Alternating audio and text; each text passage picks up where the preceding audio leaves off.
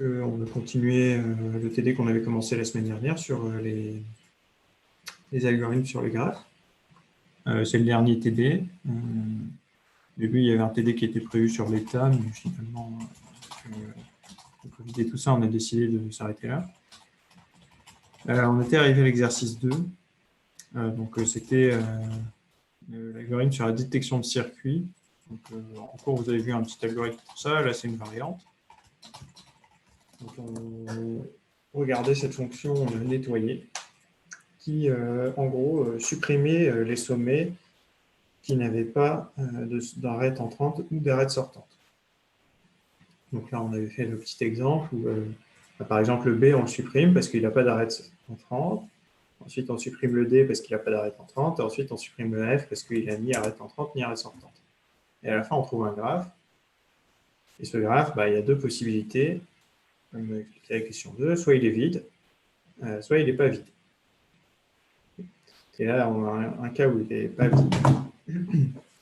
Et dans ce graphe pas vide, il existe un circuit. Et en gros, la question 2, je vous avais donné des petites indications la semaine dernière. L'idée, c'est qu'en gros, soit le graphe est vide, dans ce cas-là, il n'y a pas de circuit.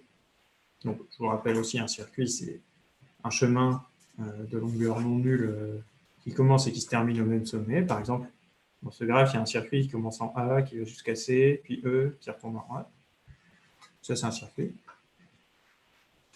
Donc, la question, c'est de montrer qu'un graphe n'a pas de circuit si et seulement si nettoyé G est vide, ou c'est équivalent de montrer que G a un circuit si et seulement si nettoyé G est non vide.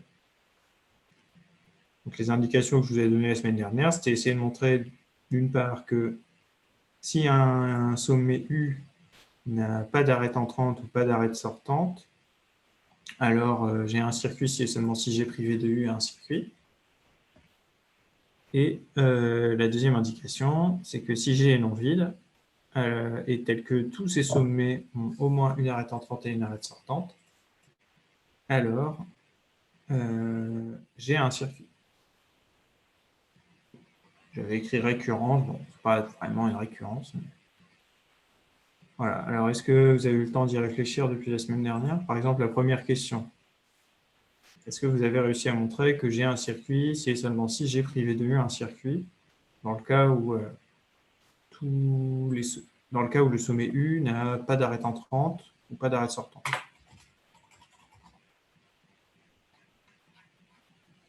Bon, si vous n'avez pas eu le temps de faire l'exo, essayez d'y réfléchir maintenant, sinon. Pourquoi est-ce qu'un graphe a un circuit si et seulement si il a un circuit quand on lui enlève un sommet comme ça?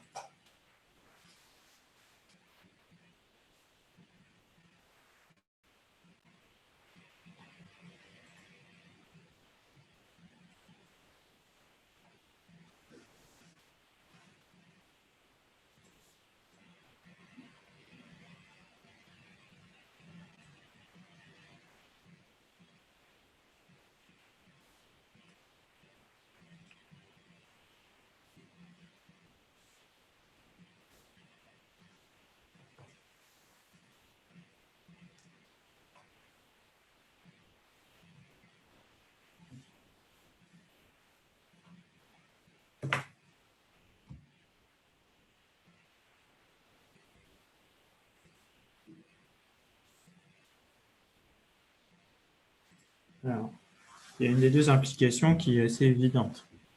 C'est laquelle? Donc, on est en train de répondre à cette question. Quelle implication qui est plutôt évidente?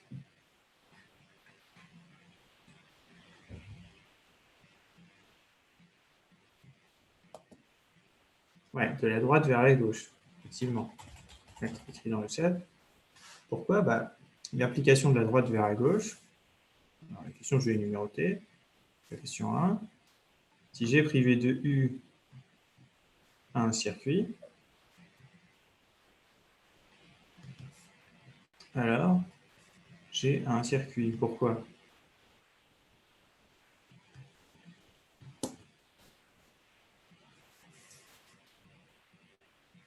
Pourquoi c'est vrai ça?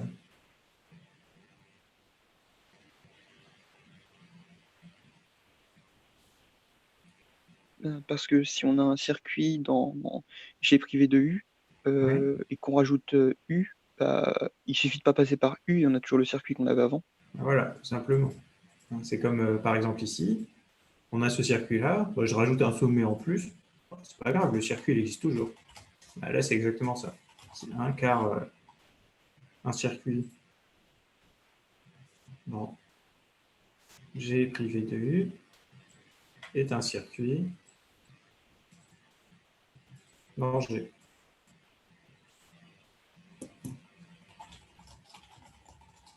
Okay. Si vous avez un circuit qui ne passe pas par U, bah, c'est un circuit dans le graphe complet. Ça, c'est la première chose, c'est assez clair. Maintenant, pourquoi est-ce que j'ai un circuit? Ça entraîne que G privé de U un circuit si D plus de U égale 0 ou D moins de U égale 0. Pourquoi est-ce que c'est vrai ça? Réfléchissez un peu. On va corriger tout ça.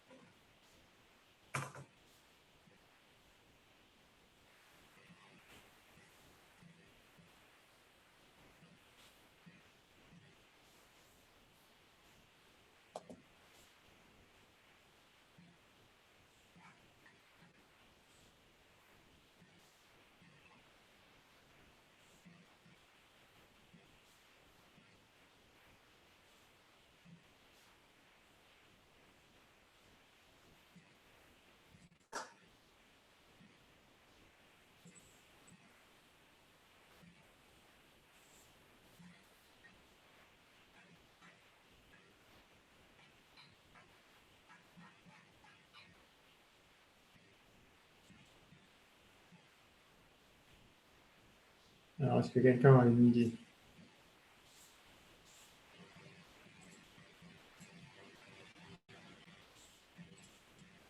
Oui, j'ai peut-être une idée. Ouais, vas-y. Ben, on se place dans G et on sait que si le circuit dans G il passe par le sommet U, ça veut dire qu'il existe un chemin qui part de U et qui revient à U. Ouais. Mais ça, c'est pas possible parce que U a soit pas d'arrêt entrante, soit pas d'arrêt sortante. Donc le circuit ne peut pas passer par U. Voilà. Concrètement, si vous avez un circuit dans G, il ne pourra pas passer par un sommet U comme ça. Parce que c'est quoi un circuit? Donc, j'ai un circuit, disons V1, V2, jusqu'à Vn, et il revient jusqu'à V1. Donc, un circuit comme ça ne peut pas passer par un sommet tel que on est D plus de, 0, de U égale 0 ou D moins de U égale 0. Parce que pour tous les sommets qui apparaissent dans le circuit, il y a au moins, par exemple, le sommet V2 qui est ici, il y a au moins une arête qui sort et au moins une arête qui rentre. Donc le circuit, il passe par ce sommet. Donc un circuit comme ça dans G ne peut pas passer par U. Tout simplement. Donc, c'est un circuit en G privé de U.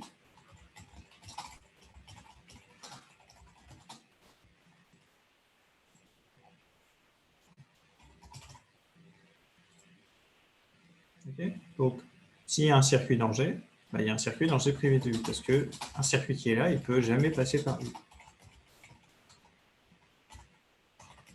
Parce que les sommets par lesquels passe le circuit ont tous au moins une arête sortante et au moins une arête entrante. Ça va, c'est OK pour tout le monde cette première étape? Allez, petit sondage.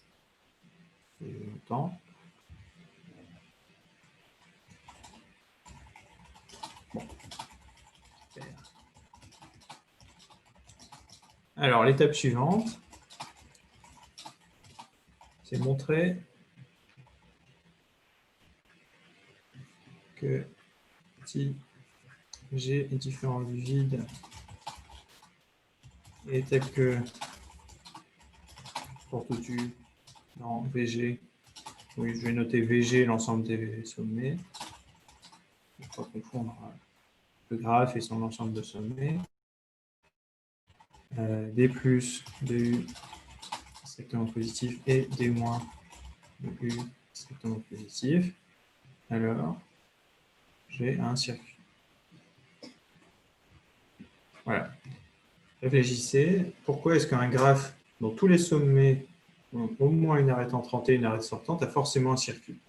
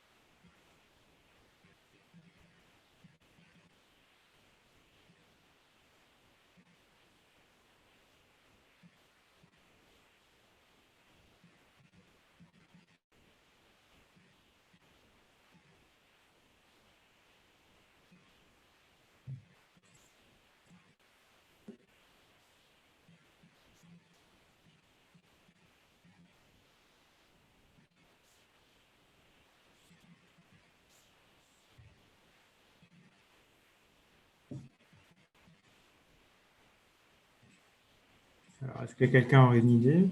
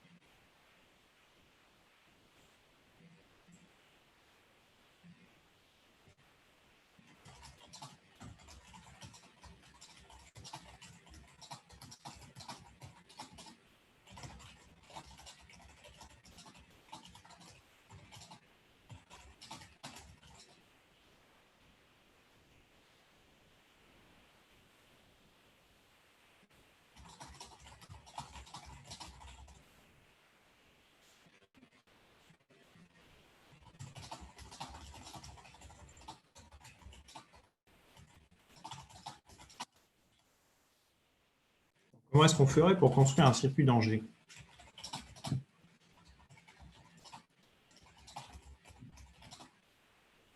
Si on regarde le petit dessin que j'ai fait là, ça ressemble à quoi un circuit?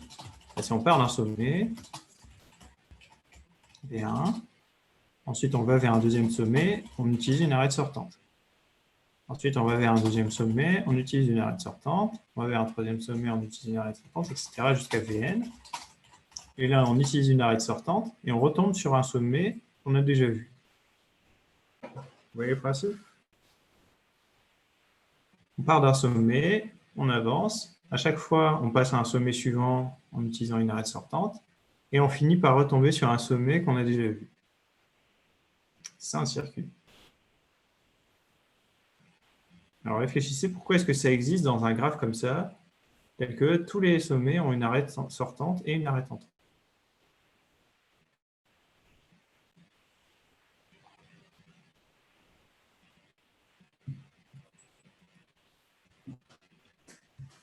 Alors, à un moment, petite indication, il faut utiliser le fait que le graphe est fini. Je ne pas écrit dans l'énoncé, mais un peu implicite. Il y a un nombre fini de sommets. Si on a une infinité, bon, pas forcément de circuit.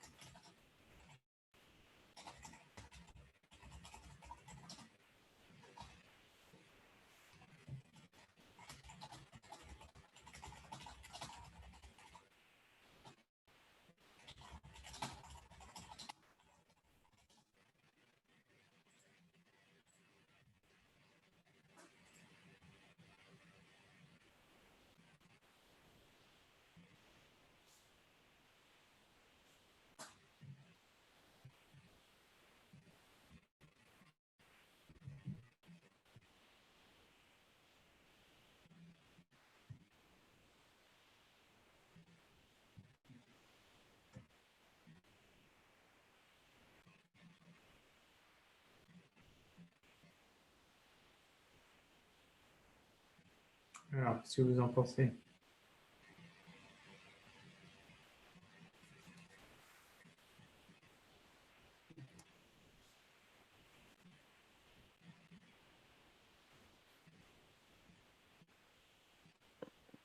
On peut peut-être dire que Oui. on peut supposer que G n'a pas de circuit, et si G n'a pas de circuit, ça voudrait dire qu'il y a au moins un sommet dans lequel soit on rentre pas, soit on sort pas, parce que sinon on peut pas. Enfin, et du coup, ça veut dire que bah, là, c'est pas le cas parce que tous les sommets, on sort au moins une fois et on rentre au moins une fois. Donc ça veut dire Alors qu'ici, il y a forcément un circuit. pourquoi si G n'a pas de circuit, il y a forcément un sommet dans lequel on ne peut pas rentrer et pas sortir? Ou pas sortir?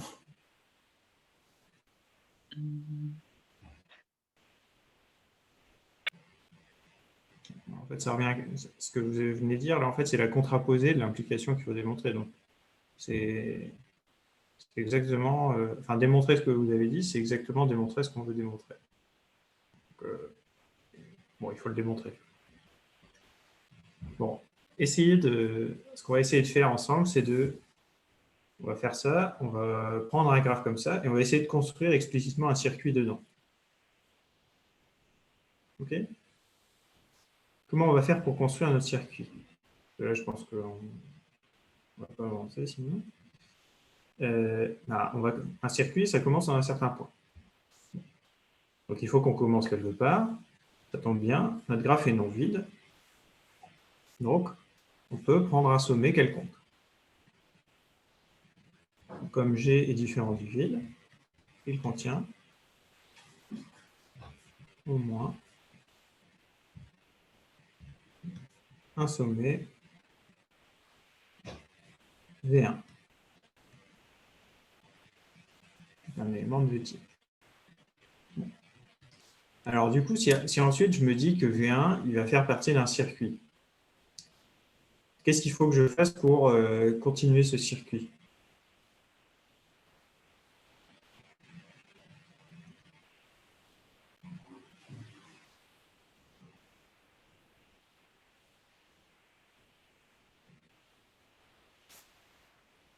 Un circuit, ce n'est pas juste un seul sommet, il faut qu'il se passe quelque chose. Qu'est-ce qui doit se passer avec ce sommet?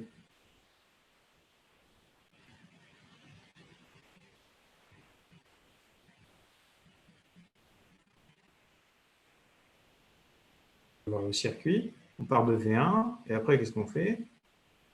On va sur un deuxième sommet, V2. Alors pourquoi est-ce que si je prends un sommet quelconque V1, je peux toujours aller vers un sommet V2? En supposant que le graphe il vérifie la condition.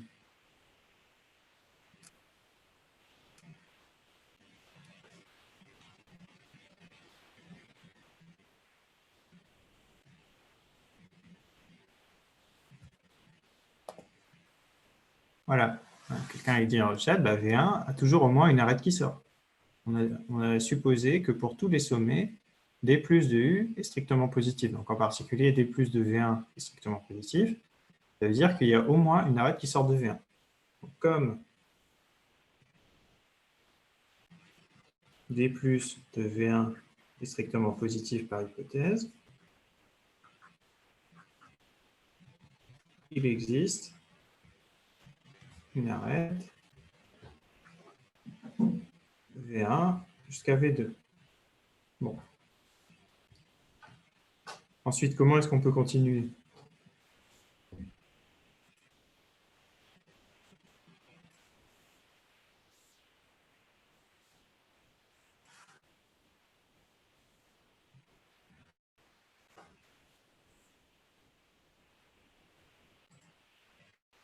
Comment on fait pour continuer à ce stade?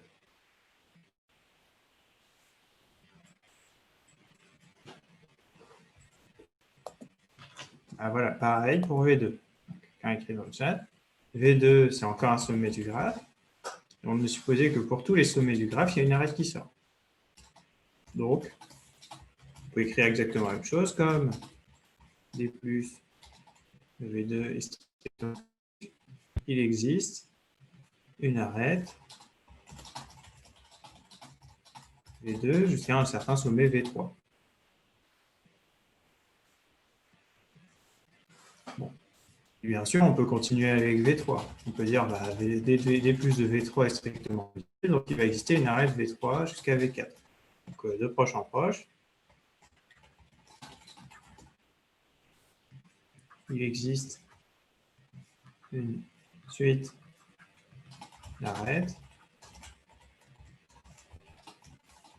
V1 jusqu'à V2, jusqu'à V3, jusqu'à V4, etc.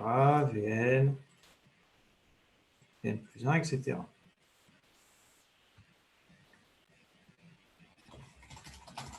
Ah, alors, c'est là qu'on arrive à un truc un peu plus...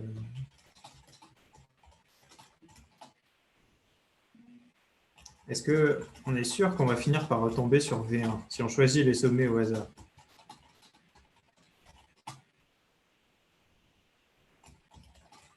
On sait que V1 a au moins une arête entrante, c'est vrai, mais on n'est pas sûr qu'il y ait une des arêtes sortantes qu'on a choisies qui va être l'arête entrante jusqu'à V1. Hein, imaginons, je vais dessiner un graphe sur le côté.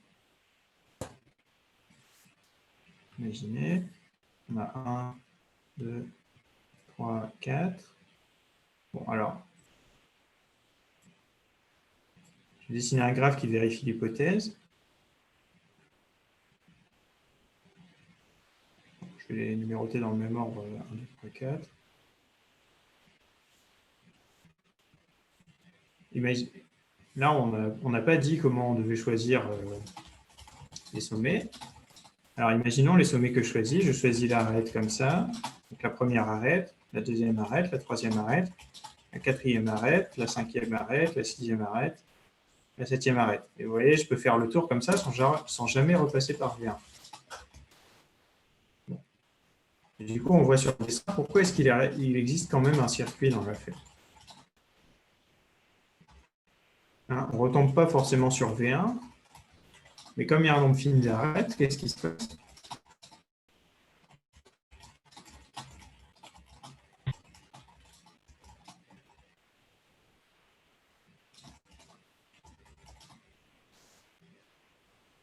Ah, pardon, il y a un nombre fini de sommets.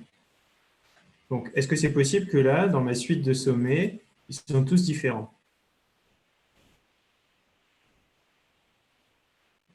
C'est pas vraiment essayer toutes les possibilités, c'est... Enfin, on pourrait essayer de faire quelque chose où on va retomber sur V1. En fait, c'est possible, mais là, on peut faire quelque chose encore plus, un peu plus simple, en supposant que le graphe est... Enfin, on est obligé de supposer que le graphe est fini, en fait. Parce que même si on essaye toutes les possibilités, ça se trouve, en partant de 4, il n'y a pas une arête comme ça, mais il y a une arête qui va jusqu'à un 5.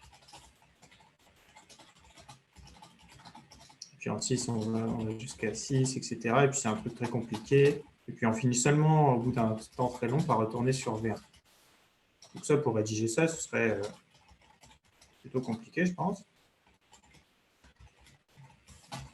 Mais là, vous voyez que quand je fais les choix comme ça, où je dis je vais passer par 1, puis par 2, puis par 3, puis par 4, puis par 2, puis par 3, puis par 4, etc. Qu'est-ce que je vois apparaître ici? Je passe par 2, 3, 4, et à nouveau 2. Voilà, c'est un circuit. Et pourquoi est-ce que, vous voyez, je ne suis pas forcément obligé de retomber sur V1, mais par contre, il faut que je retombe sur un sommet que j'ai déjà visité, parce que si je pars d'un sommet que j'avance, j'avance, j'avance, et puis je finis par retomber sur un sommet déjà visité, ça fait apparaître un circuit. Et comme le graphe est fini, bah, il va forcément exister deux des sommets là dans la liste qui sont les mêmes. Ils ne peuvent pas être deux Z2 différents tous. Parce que sinon, il y aurait une infinité de sommets, V1, V2, V3, V4, Vn, etc. Ça continuera à l'infini. Mais on sait qu'il n'y a qu'un nombre fini de sommets, donc il y a forcément deux indices I et J tels que VI égale VJ. Comme G est fini, il existe deux indices I strictement inférieur à J, par exemple. Je les mets dans l'ordre, en tout cas on sait qu'ils sont différents, tels que VI égale VJ. Okay, le graphe est fini, donc bah forcément, au bout d'un moment, on finit par retomber sur un... Sinon, ça voudrait dire qu'il y a une infinité de sommets à visiter, ce qui n'est pas le cas. Bon. Et donc, si on prend les arêtes qu'on a trouvées, VI, VI plus 1, etc., jusqu'à VJ, et la VI, ça, c'est un circuit.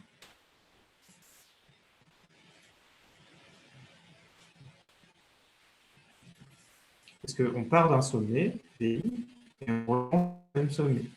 C'est exactement la définition d'un circuit. D'accord?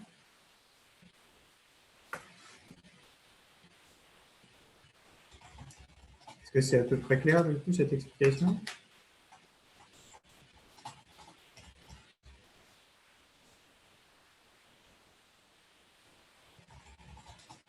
Ok, c'est clair. Bon, il y a quand même ce truc un peu... on pourrait montrer qu'il va... En fait, là, on a fait une démonstration un peu différente. Alors, on peut montrer, comme on a en plus l'hypothèse supplémentaire, dont je ne me suis pas servi, tous les sommets, on est en 30.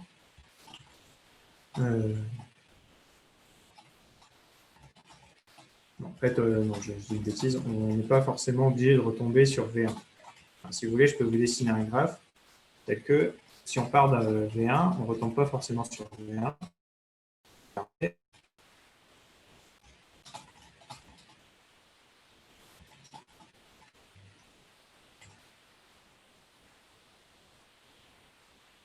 Vous voyez, si je pars de V1 vers la droite, je vais tomber sur un circuit qui est 2, 3, 4. Je ne peux jamais retourner sur V1. Donc, on ne peut pas dire que même si V1 a une arrête entrante, on va forcément faire un circuit qui retombe sur V1. Parce que l'arrête entrante, si elle se trouve, tout à l'heure, on ne va pas forcément, là dans mon truc, retomber sur V1. Par exemple, ici, si on part de V1 vers la droite, après on a le circuit qui est là, mais on ne retombe jamais sur le V1. Okay, donc, il faut faire un petit peu attention à ça. Par contre, quand on part vers la droite, on tombe sur le 2. Et quand on avance, on finit forcément par retomber sur le 2 à un moment.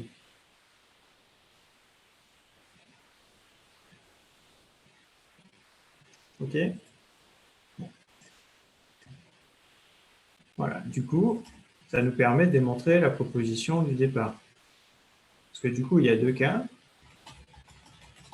Donc, pour démontrer que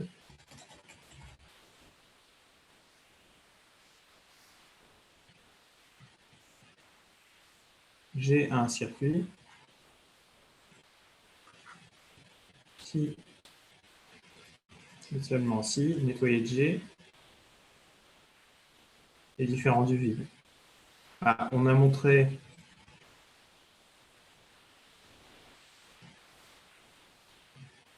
que si nettoyer de G est différent du vide, alors il a un circuit, ça c'est ce qu'on vient de faire.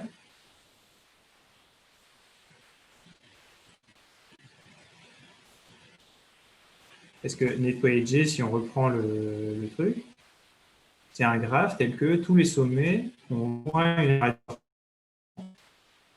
Parce que s'il y en a un qui n'en a pas, on le supprime du graphe. Donc, soit on arrive sur le graphe vide, c'est tout, c'est fini, il n'y a pas de circuit. Mais s'il est non vide, c'est un graphe, comme on vient de démontrer, qui a un circuit. Et ensuite, la première partie de la démonstration, c'était montrer que j'ai un circuit si et seulement si j'ai privé de U un circuit. Donc, on a montré ça, et on a montré que j'ai un circuit si et seulement si nettoyer G un circuit.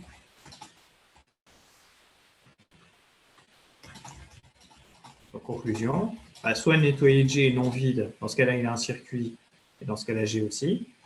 Soit nettoyer G qu'est-ce que j'ai dit, bon, soit il est vide, dans ce cas-là il n'a pas de circuit, et dans ce cas-là G non plus. Soit nettoyer G est non vide, dans ce cas-là il a un circuit, et dans ce cas-là G aussi.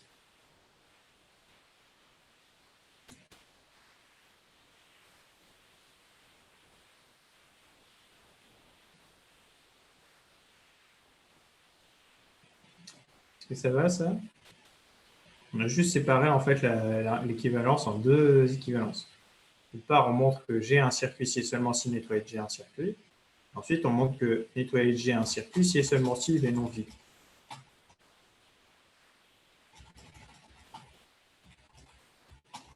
Donc, on retrouve bien sur l'équivalence. Si je l'écris maintenant tout dans le bon ordre, ça fait G a un circuit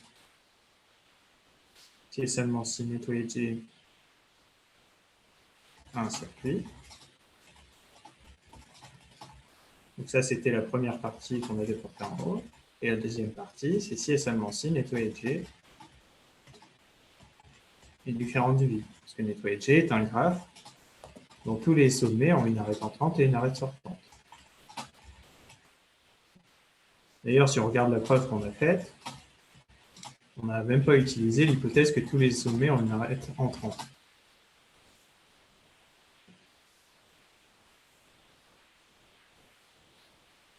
Donc on peut faire soit les arrêtes entrantes, soit les arrêtes sortantes.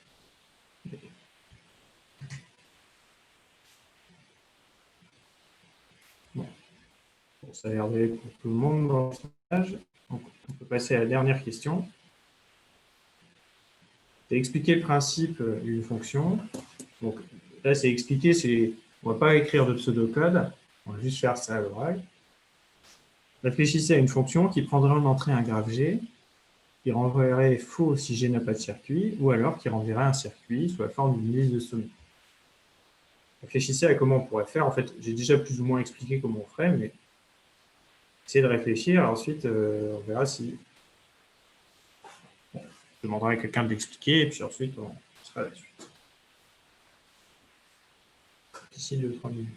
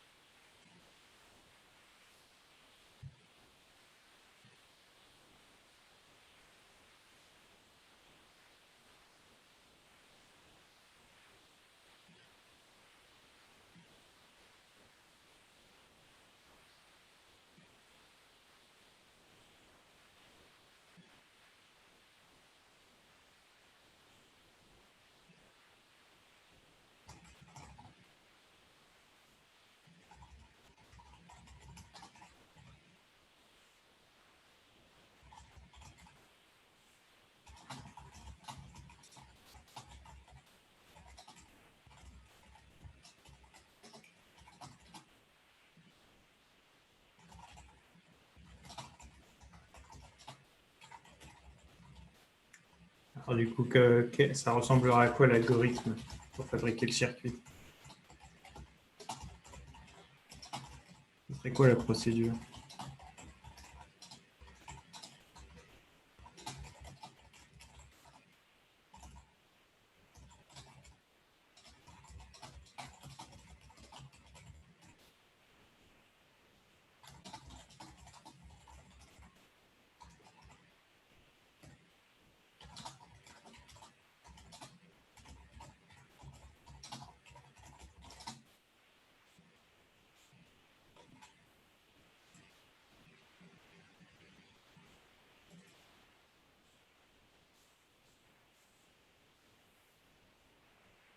Alors, déjà, on me demande de renvoyer faux si G n'a pas de circuit, pour détecter si G n'a pas de circuit.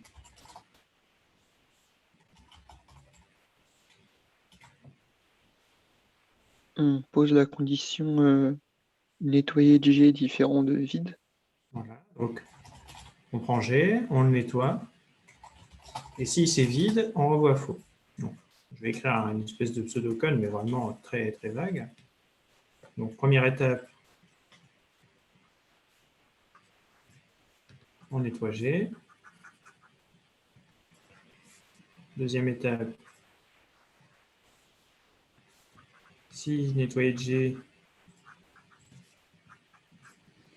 est vide, on renvoie faux. Ensuite, si nettoyer G est non vide, comment on fait pour fabriquer un circuit?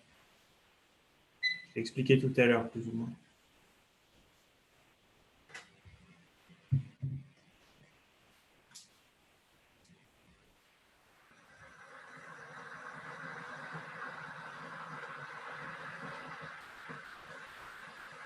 Comment on a fait pour fabriquer le circuit?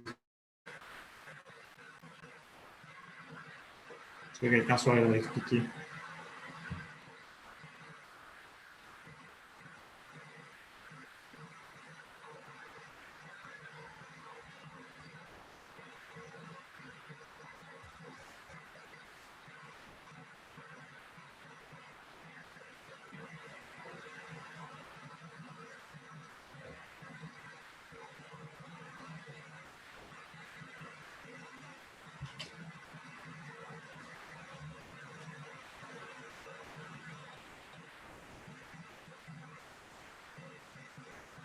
N'ayez pas peur, hein, je ne vais pas vous manger. Voilà, on prend n'importe quel sommet. On regarde dans la matrice d'adjacence pour trouver une arête sortante. Donc, ce qu'on va faire concrètement, on prend une liste quel sommet.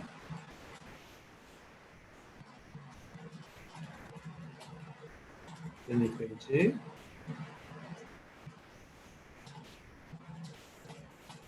Ensuite, on cherche, et ça on le fait tant que tous les sommets L sont différents. C'était ça, hein, si vous vous rappelez, c'est quand on est retombé sur un sommet qu'on a déjà vu, c'est à ce moment-là qu'on trouve un circuit. Tant que tous les sommets de GL sont différents, on cherche dans la matrice d'adjacence, dans la liste d'adjacence, peu importe,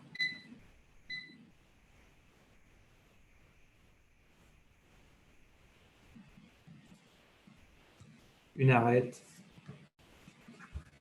qui sort du dernier sommet de L. On rajoute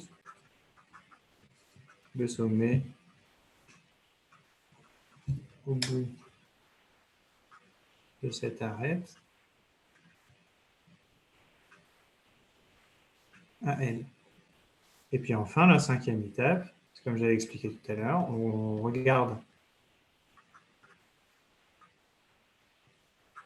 les deux sommets égaux en L. Et on sait qu'on va finir par arriver à deux sommets égaux parce que le graphe est fini. Et on prend la sous-liste entre ces deux sommets.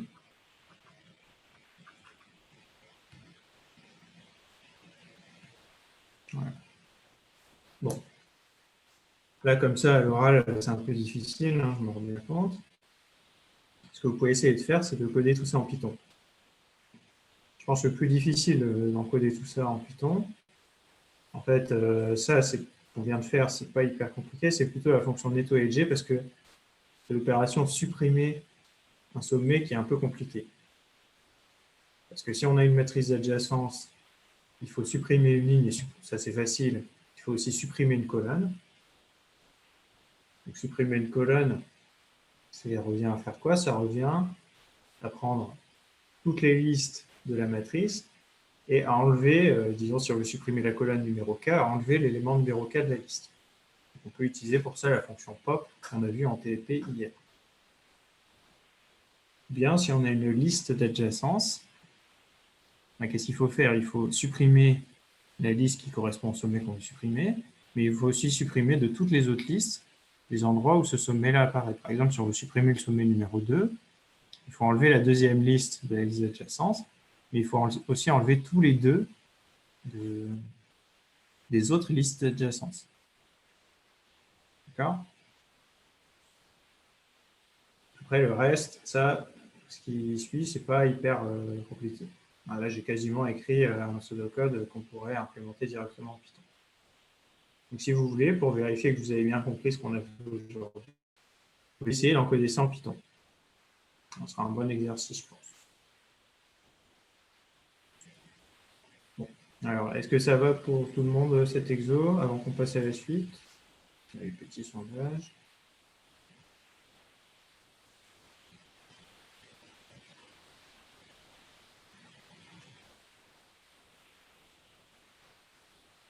S'il y a des questions, n'hésitez pas. Hein. Non, d'accord. Une fois qu'on finira les exos.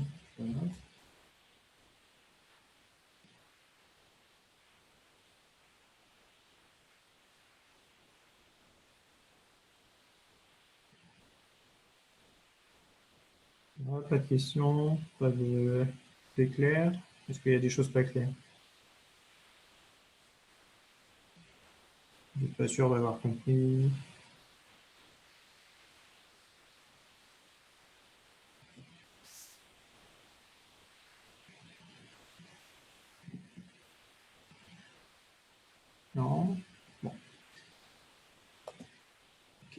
Alors, si tout va bien, on va passer à l'exo suivant.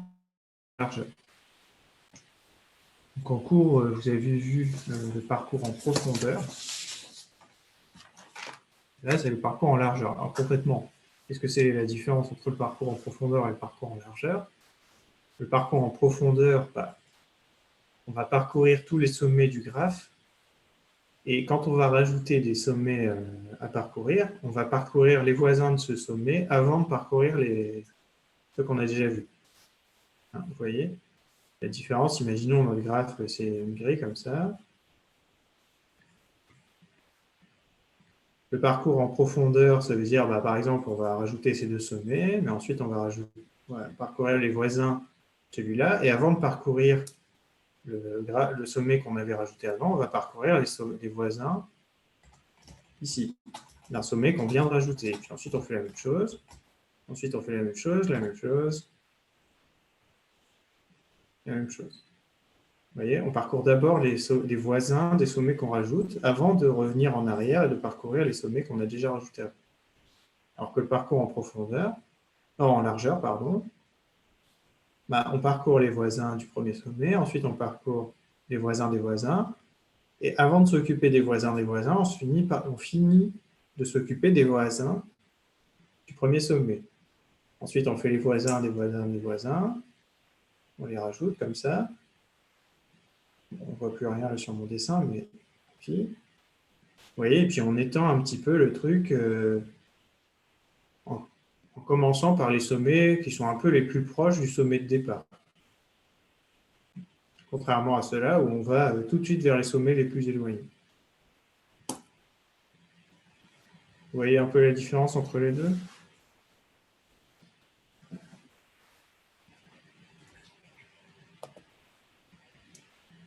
Alors, est-ce que je peux faire un exemple? Vous voyez, un exemple, par exemple sur ce graphe-là, voilà, je vais faire les deux. Vous admirez ma maîtrise du truc. Ah, bon, j'ai parlé trop vite.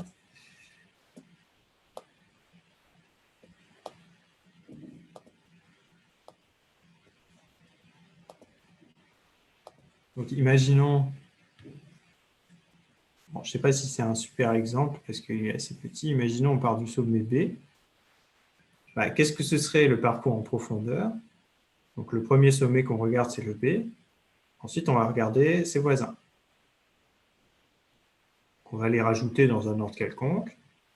Ensuite, on va s'occuper des deux. Bon, on ne peut plus aller nulle part. On va s'occuper du 3. Le 3, on va rajouter le C et le E. Bon, ce n'est pas un super exemple, pour être honnête. Il est un peu trop petit pour qu'on voit bien la différence. Bon, et puis du coup, une fois qu'on est arrivé là, on commence à s'occuper du 4. Alors, je vais faire un autre exemple parce que celui-là, on ne voit vraiment pas bien la différence. Je n'ai pas préparé d'exemple concret. Imaginons, on a A comme ça, qui part vers B et C, puis B qui part vers D et E, puis F et G, H, I, J, K, L, M, N, O. Bon, et puis je vais le faire deux fois, une fois pour le parcours en largeur et une fois pour le parcours en profondeur. Hop. Donc pour le parcours en profondeur,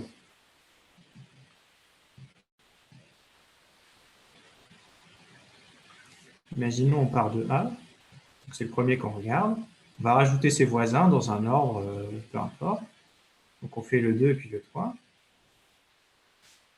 Ensuite, on s'occupe de B, on va rajouter ses voisins. Et en fait, on va les rajouter avant les voisins déjà occupés. Donc on va lui rajouter en position 3 et en position 4, et lui, du coup, on va le mettre en 5. Et on va s'occuper du D avant de s'occuper du C qu'on avait rajouté avant. Donc on s'occupe du D, on rajoute ses voisins, donc lui il vient en position 4, 5, et ceux-là on les met en position après. 6, 7. Alors ensuite, lui, on ne peut plus rien faire, lui, on ne peut plus rien faire, donc on s'occupe du suivant, qui est le 6 qui est là. Donc on rajoute ses voisins, 7, 8, du coup, lui, il devient en position 9. Ensuite, on ne peut plus rien faire, on s'occupe de lui qui est en position 9, on rajoute lui qui est en 10, lui qui est en 11. Ensuite, on s'occupe des voisins du 10, ça fait 11, 12, on les rajoute avant le 11, et du coup, lui, il vient en position 13. Ensuite, ça fait 14 et 15. Maintenant, en largeur, c'est différent. On commence par s'occuper du 1, on rajoute ses voisins. Ensuite, on s'occupe de ses voisins, on va rajouter les voisins de B, mais on va les rajouter après ce qu'on a déjà rajouté. Donc on va rajouter 5, pardon, après 3, c'est pas 5, c'est 4, 5. Et maintenant qu'on s'est occupé du 2, on s'occupe du 3, c'est-à-dire du C, avant de s'occuper de ceux qu'on vient de rajouter. Donc on rajoute 6, 7. Ensuite, on s'occupe du 4, on va rajouter ses voisins, mais après tous ceux qu'on a déjà rajoutés. Donc là, on va rajouter 8, 9. Ensuite, on s'occupe du 5, 10, 11. On s'occupe du 6, 12, 13. On s'occupe du 7, 14, 15. Et ensuite, on s'occupe de 8, 9, 10, 11, 12, 13, 14, 15. Vous voyez, donc, sur le parcours en profondeur, on est allé d'abord tout au fond, et puis ensuite, on revient progressivement. Et je crois que vous ne voyez pas ma souris quand je touche juste spécifié, mais là, vous la voyez. Donc, on commence par le 1, on va tout au fond, puis on revient un peu en arrière, on revient en arrière comme ça. Alors que là, on y va un peu plus progressivement. On fait d'abord celui-là, ensuite on fait ces deux-là, ensuite on fait tout cela, et enfin on s'occupe de ceux qui sont tout au fond. Vous voyez la différence entre les deux?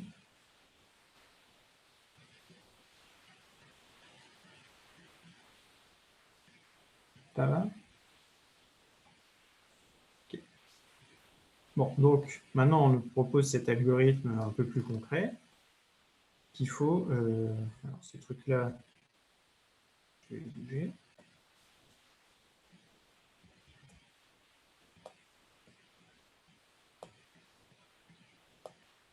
Voilà, vous pouvez lire l'algorithme pendant que je...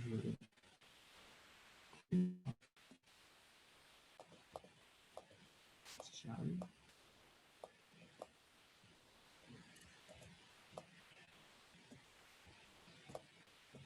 Voilà, lisez l'algorithme et puis essayez de le faire sur le graphe de la question 1. Je vais redessiner ici. Donc le graphe, c'est quoi? C'est juste A, C, D, E, F, E, qui est comme ça.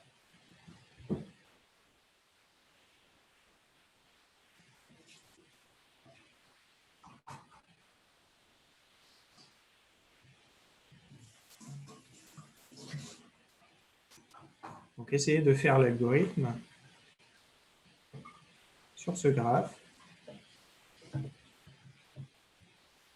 en partant du sommet B. Donc vous avez cette file, vous avez les couleurs des sommets, et il faut faire tout ça. Voilà, essayez de le faire pour voir si vous avez bien compris le principe.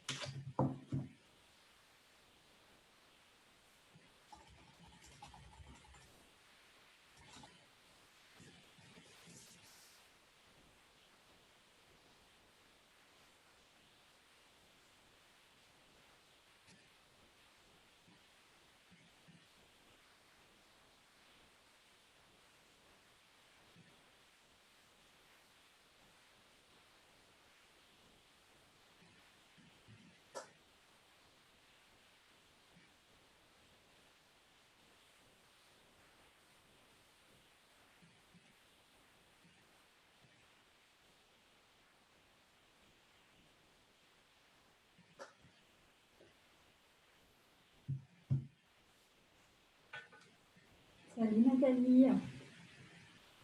Comment vas-tu?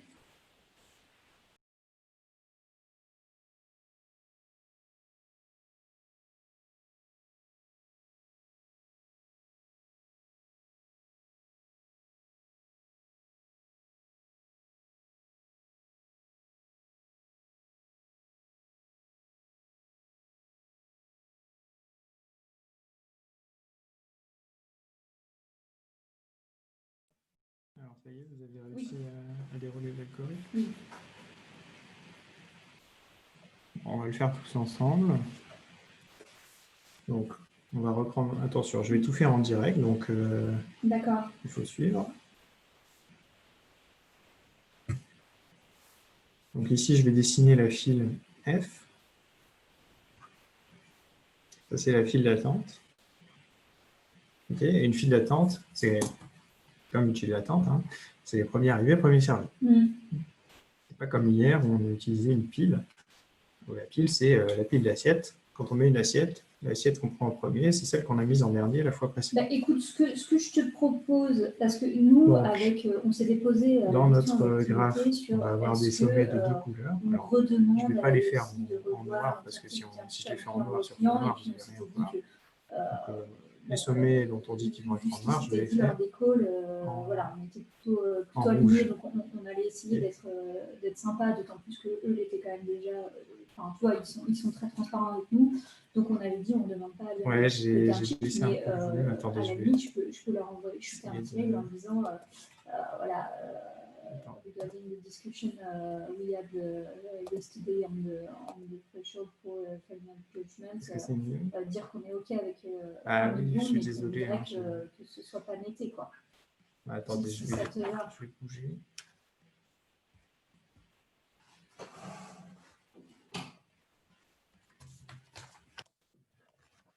Ouais.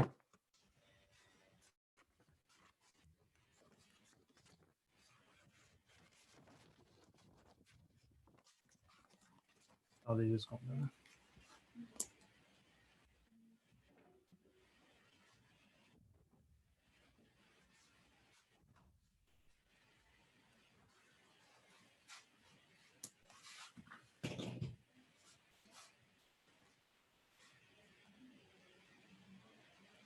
Est-ce que là c'est mieux? Ouais. Bon. Reprenons.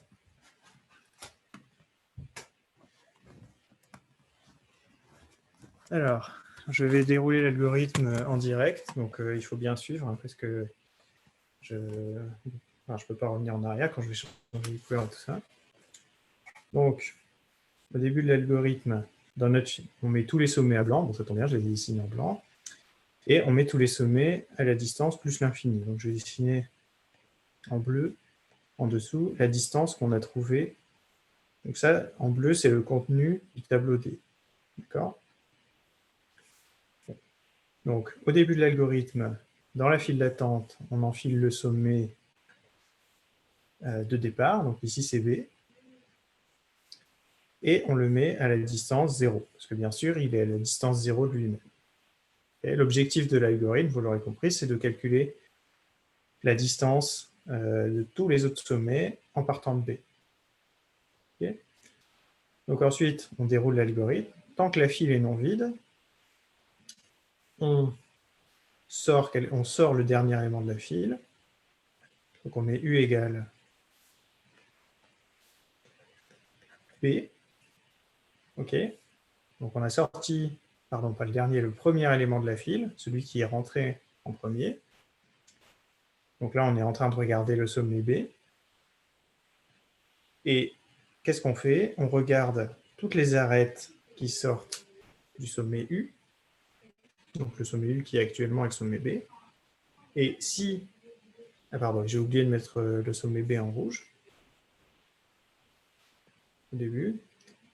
Donc, et si le sommet qui est au bout de l'arête est rouge, est blanc, pardon, on met la distance du sommet V à la distance du sommet U plus 1, donc ici on les met tous les deux à 1. On les met en rouge. et on les met dans la file d'attente. Donc on met D dans la file d'attente et F dans la file d'attente. OK? Ensuite, on continue. La file n'est pas vide, donc on va sortir le premier élément qui est rentré dans la file, donc c'est D. Donc on sort D de notre file d'attente. On regarde toutes les arêtes qui partent de D. D'accord? Il y a deux arêtes qui partent de D, il y a l'arête qui va vers C et l'arête qui va vers E. Les deux sommets sont blancs, donc on va s'occuper d'eux. Le sommet C, on le met en rouge. On le met à une distance 1 de plus que le sommet D, donc à une distance 2. Et on le rajoute dans la file d'attente. Mais vous voyez, comme F est entré dans la file d'attente avant le C, on met le C après le F. Ensuite, on fait la même chose pour E. On le met en rouge. Bon, sur votre feuille, c'est écrit en noir, hein, mais je ne peux pas le mettre en noir. Je lui mets la distance 1 de plus que le sommet actuel, et je le mets dans la file d'attente. Pardon, c'est E. Voilà, et là, j'ai terminé. Maintenant, je continue dans ma file d'attente. Et à qui dans la file d'attente? Celui qui est actuellement, c'est F. Donc, je le sors de la file, et je regarde toutes les arêtes qui sortent de F. Il y a une arête qui sort de F, c'est celle-là. Elle va vers le sommet D, mais D, il est déjà rouge, donc on ne fait rien. Donc on a terminé avec F. Maintenant, on s'occupe du sommet C, on le sort de la file d'attente. On regarde toutes les arêtes qui sortent de C. Il y en a une, elle va vers E, mais E, il est déjà rouge, donc on ne fait rien avec E. Donc on a terminé maintenant avec C. Enfin, on sort E de la file d'attente. On regarde les arêtes qui sortent de E. Il y en a une qui va vers A. Donc A, on le met en rouge. On met la distance 1 de plus que le sommet E. Et on met le sommet dans la file d'attente. Donc on met A dans la file d'attente. Enfin, notre file n'est toujours pas vide, il y a A qui est dedans. Donc on sort le A de la file d'attente. On regarde toutes les arêtes qui sortent de A. L'arête va vers C. Mais C est déjà rouge, on s'est déjà occupé de lui. Donc, on ne fait rien avec. Et maintenant, notre file d'attente est vide, donc on a terminé l'algorithme. OK? Est-ce que tout le monde a bien compris comment il fonctionne cet algorithme?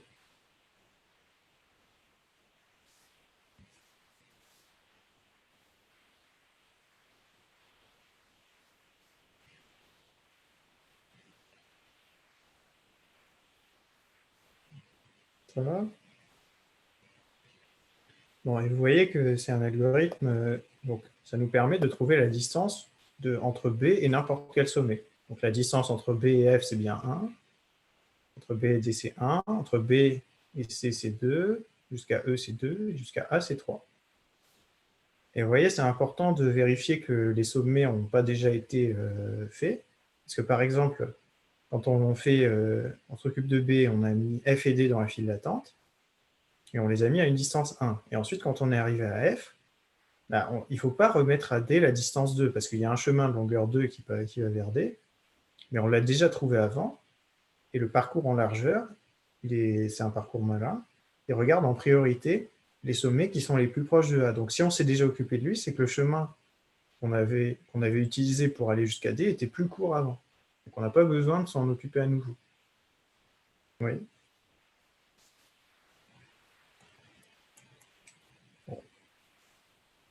Alors, sur le quart d'heure qui reste, on va essayer de montrer que l'algorithme est correct, et si on a le temps, on va essayer de calculer sa complexité. Alors, la correction de l'algorithme, ça va être un tout petit peu compliqué, pas horrible. Hein. Donc, pour chaque entier D, on note VD l'ensemble des sommets qui sont à une distance D du sommet de départ. Donc, sur l'exemple de tout à l'heure, que je vais copier ici, voilà. Donc, V0, c'est le sommet B. V1, c'est les sommets D et F. V2, c'est le sommet C et E, et V3, c'est juste le sommet A. Bon, et il y a aussi V infini, c'est les sommets qu'on ne peut pas accéder. Par exemple, imaginons il y avait un sommet G qui est là, tel que il n'y a pas de chemin entre eux. Par exemple, imaginons il est comme ça, on ne peut pas aller jusqu'à G en partant de B. Donc lui, il serait dans V infini. Ok. Et on note grand D, c'est le maximum des D, tel que VD est non vide. Donc concrètement, c'est la plus grande distance possible, qui n'est pas l'infini, entre B et un chemin, et un sommet. Donc ici, ce serait grand D égale 3. Donc la première question montrait que VD est non vide pour D inférieur à grand D. Voilà, réfléchissez, pourquoi est-ce que c'est vrai ça?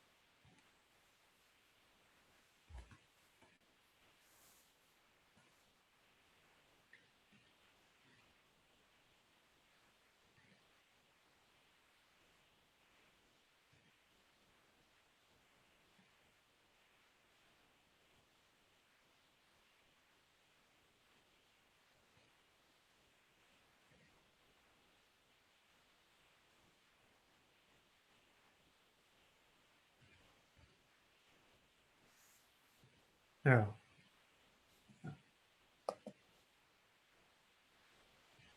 ouais, voilà, il y a quelqu'un qui a donné la réponse dans le chat. Donc on va expliquer tous ensemble ce que ça veut dire. Qu'est-ce que ça veut dire que VD est non vide? Ça veut dire qu'il existe un sommet à une distance D de B, du sommet S.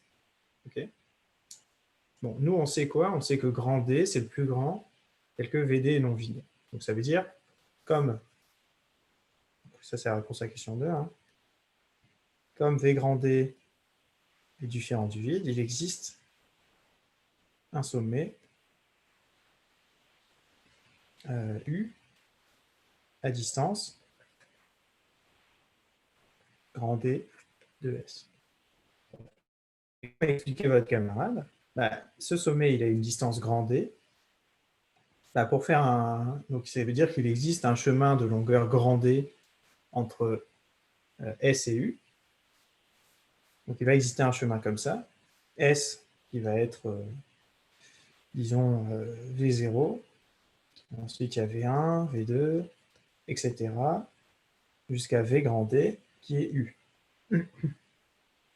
Bon. Mais du coup, pour aller jusqu'à un sommet de longueur grand D, il faut passer par un chemin de longueur grand D-1. Okay, et un chemin de longueur grand D-2, etc.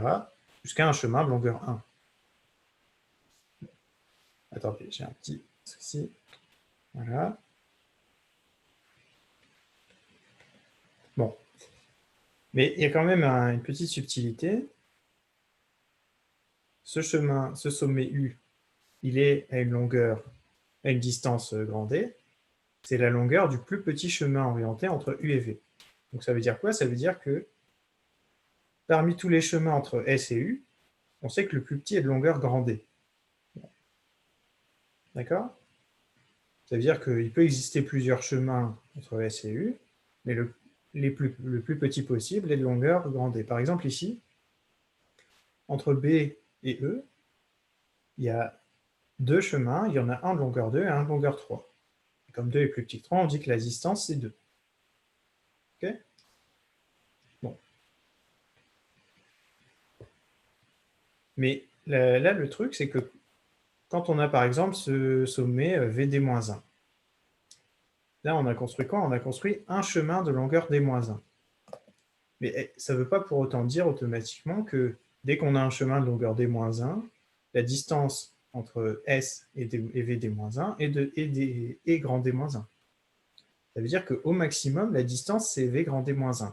Mais peut-être qu'il existe un chemin qui est plus court entre V0 et VD-1.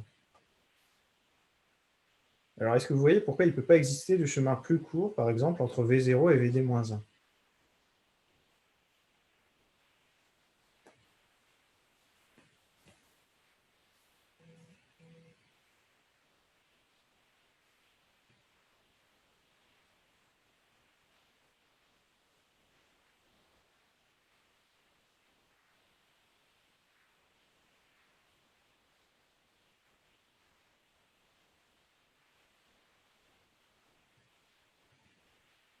Bah, parce que s'il existe un chemin plus court jusqu'à VD-1, ça veut aussi dire qu'il existe un chemin plus court jusqu'à VD.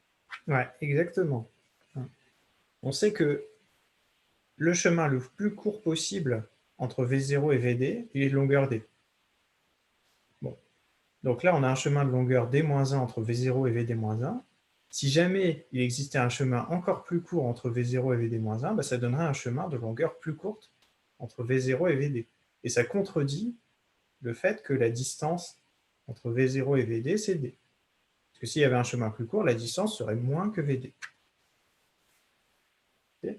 Donc, le sommet, donc il existe un chemin comme ça.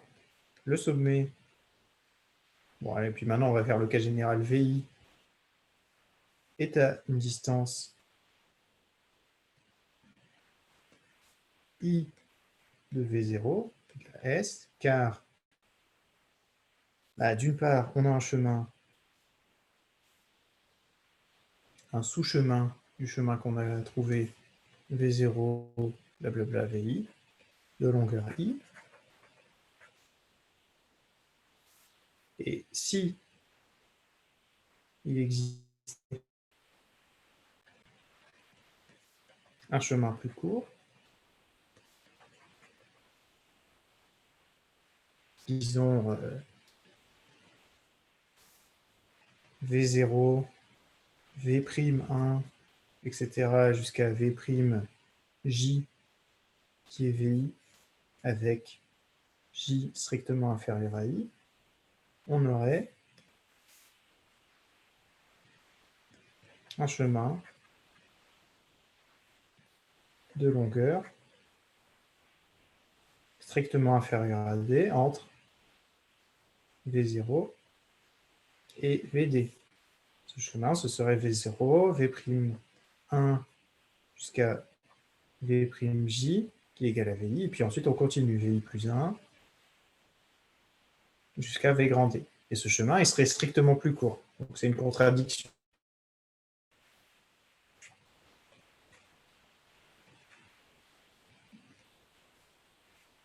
Avec le fait que VD a une distance D, donc on ne peut pas faire mieux que D pour aller jusqu'à VD. En conclusion, VI appartient à grand VI qui est du coup non vide.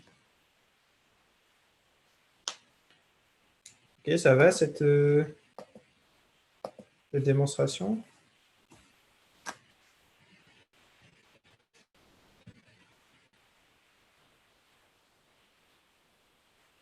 Bon, il y a quand même une petite subtilité. Hein. C'était important de vraiment montrer que, ok, on a un chemin entre V0 et VI de longueur I, mais il faut montrer aussi qu'on ne peut pas faire mieux. Et on ne peut pas faire mieux parce que si on pouvait faire mieux, ben on pourrait faire mieux pour VD, et ce n'est pas possible par hypothèse. Ça va? Est-ce que c'est à peu près clair pour tout le monde? Bon, il y a 5 personnes qui n'ont pas répondu, 4. Bon, n'hésitez pas à poser des questions, bien sûr. Je suis là pour ça.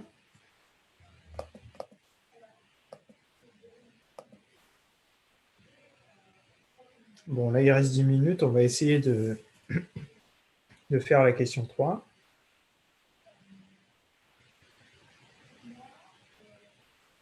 Donc, la question 3, vous pouvez la lire. Montrer que pour tout D inférieur ou égal à grand D, après somme sur I strictement inférieur à D du cardinal de VI itération de la boucle tant que, la file contient exactement les sommets de VD et que DV... et il faudra trouver la couleur des différents sommets à cette étape. Bon, je vous laisse réfléchir 5 minutes.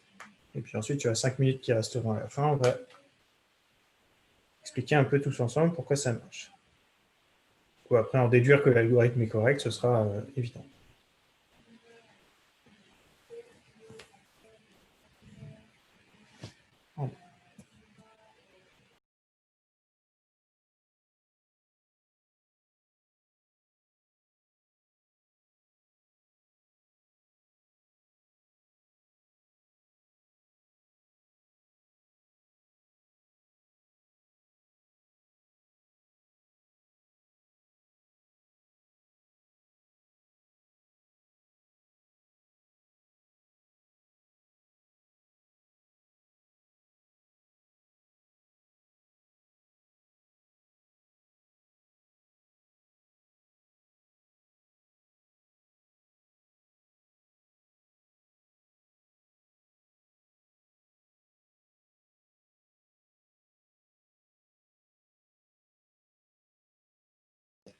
Bah, je vais essayer d'avoir à la fois la question et puis la...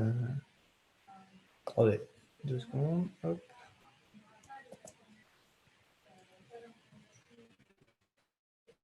Voilà.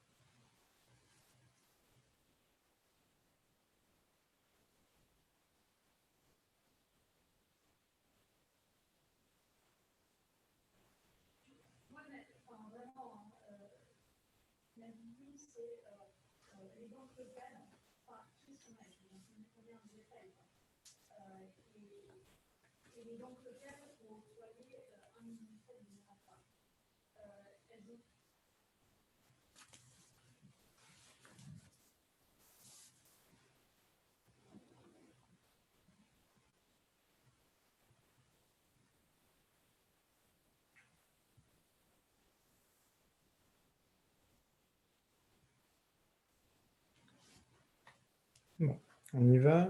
Il ne reste plus que 5 minutes, donc on va juste corriger. Donc, il faut montrer ce truc pour 2D. Je n'ai pas pensé à laisser l'algorithme à côté. Bon, il faut montrer que après ce nombre d'itérations, donc ce nombre d'itérations, c'est quoi hein? La somme sur i des cardinales de VI, c'est le nombre de sommets qui sont à une distance strictement inférieure à d. D'accord? Donc, il faut montrer que après ce nombre d'itérations, la file contient les sommets qui sont à une distance exactement égale à d, et que la distance de V est égale, enfin le d de V, c'est effectivement la distance entre S et V pour tout V dans les sommets qui sont à une distance inférieure ou égale à d. Donc, initialisation, on va faire ça par récurrence, bien sûr.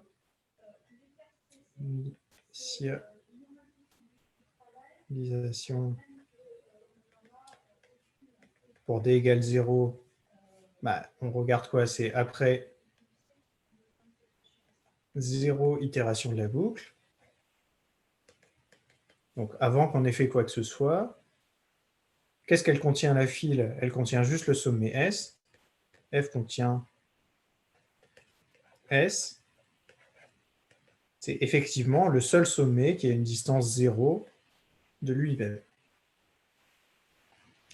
Et D de S, le seul sommet qui a une distance inférieure ou égale à 0, c'est S.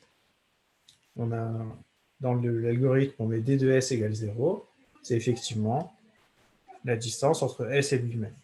Donc l'initialisation, il n'y a pas de souci. Bon, maintenant, l'hérédité. Donc supposons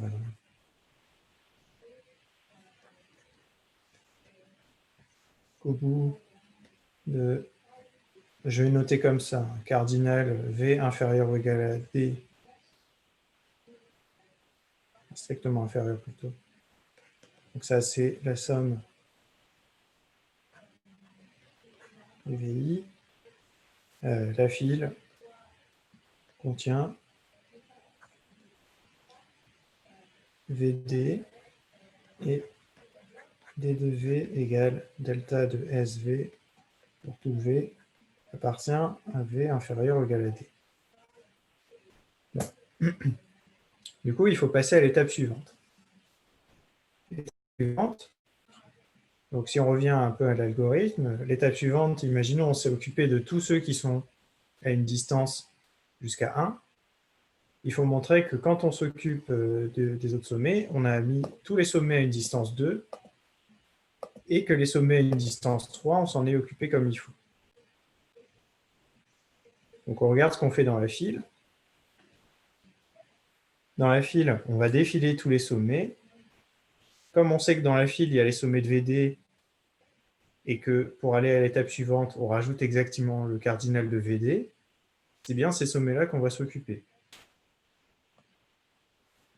Ok ? On suppose que dans la file, il y a exactement les éléments de VD. Et là, vous voyez, pour passer de D à D plus 1, on rajoute le cardinal de VD. Donc, on s'occupe exactement du nombre de sommets qu'il y a dans VD. Donc, c'est de ces sommets-là qu'on va s'occuper. Donc, pendant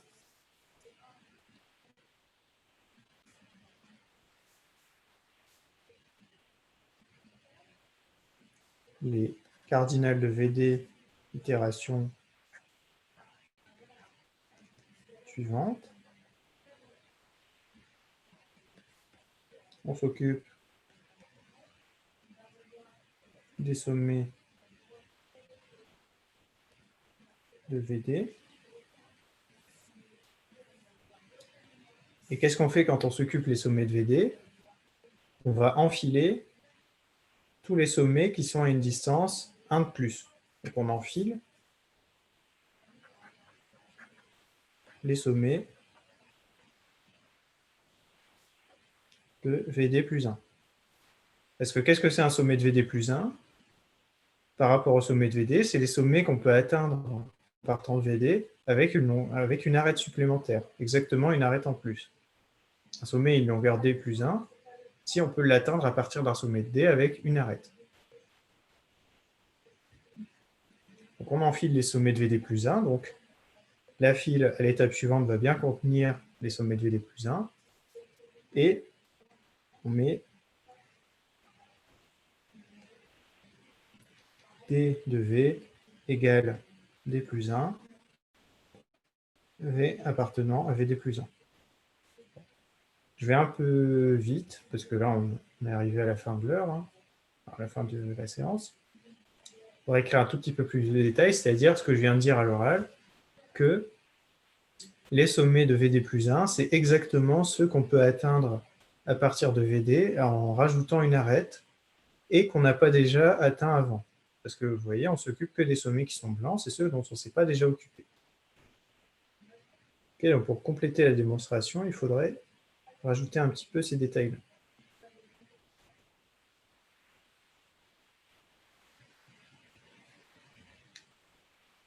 D'accord? Et du coup, en déduire que l'algorithme est correct, vu qu'à la fin de toutes les itérations, on s'est occupé de tous les sommets, on va bien avoir D de V égale delta de SV pour tous les sommets qui sont accessibles. Et les sommets qui sont inaccessibles, on a bien mis plus l'infini pour tous les autres, ceux dont on ne s'occupe jamais.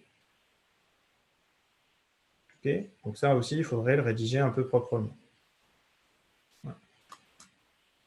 Mais je pense que là, avec ce que j'ai dit à l'oral, j'espère que vous avez l'idée. Alors, est-ce que c'est à peu près clair tout ça ou pas trop? Voilà, si jamais il y a un truc pas très très clair, n'hésitez pas à me le dire tout de suite, comme ça on peut revenir un peu là-dessus.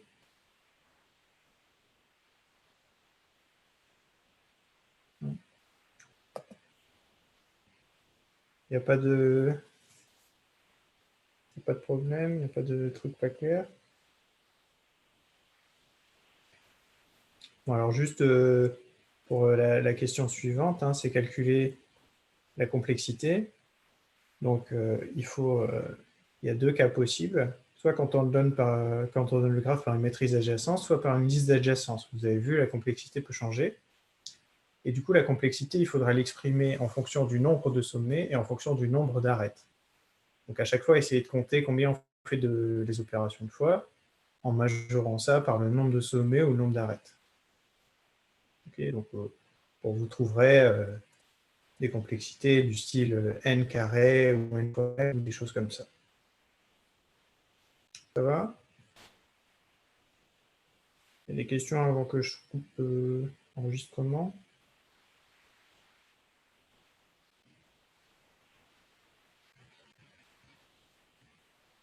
Non. Bon, bah, du coup, j'arrête l'enregistrement.